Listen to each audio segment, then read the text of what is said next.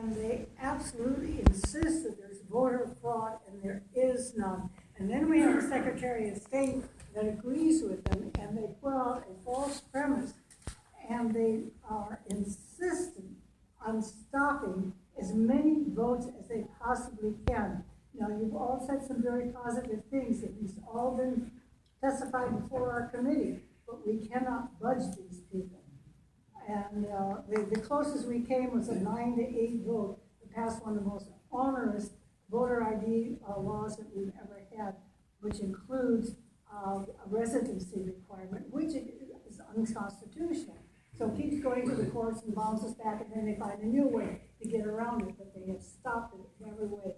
Is there something other than what you mentioned that might break through that mental block of insisting that there is voter fraud? There's election fraud, but there's no voter fraud.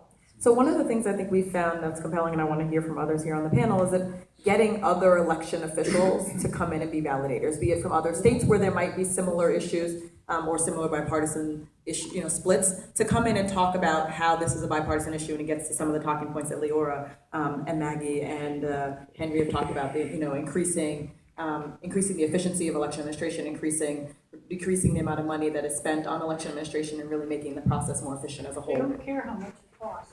Now, they're insisting on buying cameras now for every single polling place in the state, and making the municipalities pay for them to take pictures.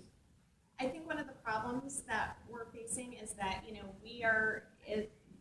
we're in the 12th year now of a very concerted, very systematic effort to propagate this myth about voter fraud, and people believe it. And when you look at the data show that voters believe that we need photo voter ID. So we have effectively lost the battle on this issue, the messaging battle.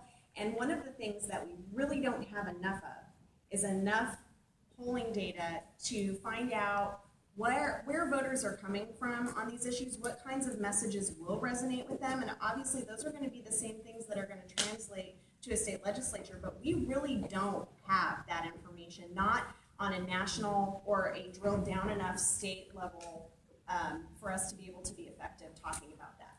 That's just the truth of the situation. Afterwards, I'll tell you one of the things they did for. Gentleman right here.